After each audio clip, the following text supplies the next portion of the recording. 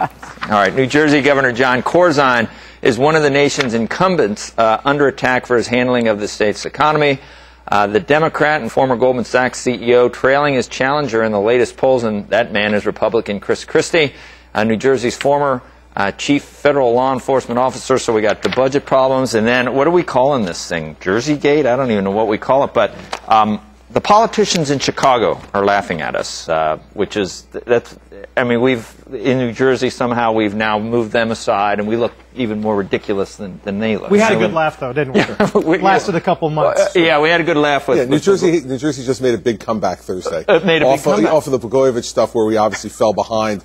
We're now back. We're now back. Do you think some of that you can lay at the feet of Governor Corzine? Is that a stretch? Listen, I think that whenever you enable people who are in the party boss system in New Jersey, and it is a big boss system in New Jersey, when you enable those people, that's a problem. And I think the governor over a period of time has not stood up for some of the reforms that he campaigned on. He campaigned on eliminating dual office holding, and then he grandfathered in all the current dual office holders. You know, kind of half measures that send the wrong message and the wrong tone.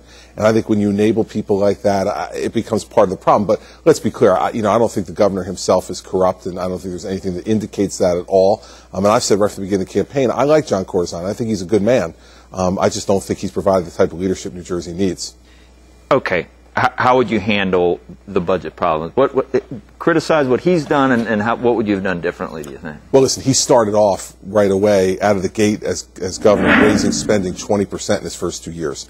And I think that was a huge mistake right off the bat. He came in saying he was going to cut the budget, he was going to scrub the budget, he was going to find efficiencies. And instead what he did was he rolled right over to the traditional kind of pork barrel spending that's gone on with the legislature down in Trenton. He imposed no discipline. And so he was digging a deeper and deeper hole. And when the recession came, we had no room to move. We were in worse shape than anybody, and we're worse shape now than anybody in the region. Highest unemployment rate in the region, higher than Connecticut or New York, Pennsylvania, Delaware. All that's an indication of his policies, which are higher taxes, more spending, and we have to reverse those like the mayor did when he came into New York in 1993. Well, I support Chris. I should announce that I've been a big supporter of his, both as U.S. attorney and now as a candidate for governor. I think U.S. attorneys make great governors, by the way. There's an article this morning in the Wall Street Journal by William McGurn. And basically it says that there's a connection between corruption and the massive increase in government that's taken place in New Jersey. I think government jobs have grown 5 times the number of private sector jobs during the last 6 or 7 years, or maybe even more than that. Well, it's even more than that. In the last 7 years under McGreevey and Corzine, for every one private sector job, new private sector jobs have been created, 15 government jobs have been created. And so it's huge. Do you agree with, and what would you do about it? I mean, basically McGurn's point is, if you have that much government, and I saw this in New York, with regulation upon regulation upon inspectors, all kinds, you have that much regulation, you then have corruption that comes into it, because businesses start offering money, people believe it's part of it, and in New Jersey it looks like it's almost systemic. It is systemic, and I've been saying this from the time I was U.S. attorney when people ask me why are we so corrupt. And one of the factors is clearly the targets of opportunity we have. Right. There are so many levels of government, so many people in those levels of government, and more importantly, so many pots of money that are available for people to dip into, that you have to reduce that. And that's going to be one of the ways that you can do it. It's not a silver bullet, but it's one of the ways that you can help reduce the opportunities for people to be bribed. And how do you actually deal with the number of public employees? How do you actually reduce it? Do you do it through layoffs? Do you do it through attrition? Do you do a combination of both? I think both. I think layoffs and attrition, because we're in such, next year, the budget that Jon Corzine put forward this year, the nonpartisan Office of Legislative Services now says, because of the one-shots and the gimmicks and the use of stimulus money, we're looking at an $8 billion deficit for fiscal year 2011.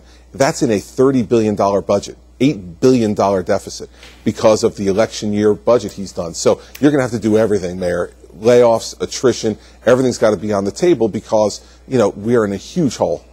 The trick, or at least the perceived wisdom, is you do all these things in the first year, all these tough things in the first year.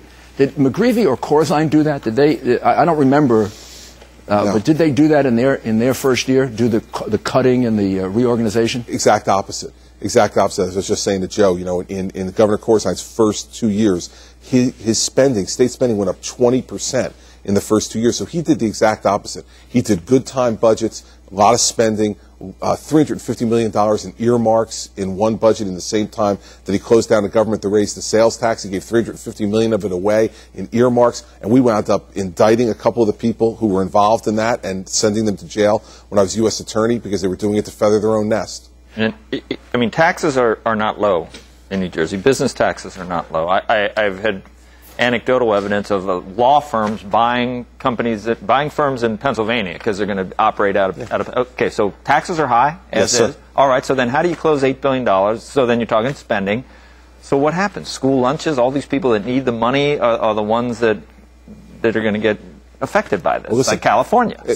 No sacred cows. There can't be any sacred cows, but also there is enormous waste in the New Jersey budget. We're not going to find $8 billion in waste, Joe, as I talked about. We're going to have to do layoffs, and we're going to have to have losses of jobs by attrition. We're going to have to downsize the number of people. We're going to have to consolidate some agencies at the state level that are not doing their jobs the right way. We're going to have to do all of that. But in the end, as the mayor proved in New York, unless you cut the size of government significantly and then cut taxes, you're not going to have economic growth in New Jersey. The top rate in New Jersey now is 10.75%. Gross income tax, 10.75% on individuals and small businesses. Top rate in Pennsylvania, 3%. Well, you're not. You can't be competitive.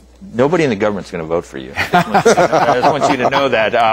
Appreciate you coming in. We hope to have you again. I'd be happy to come. Have you come back. We appreciate it. Absolutely. Thank you. Thank you. At the top of the hour, Steve Forbes will get his thoughts on whether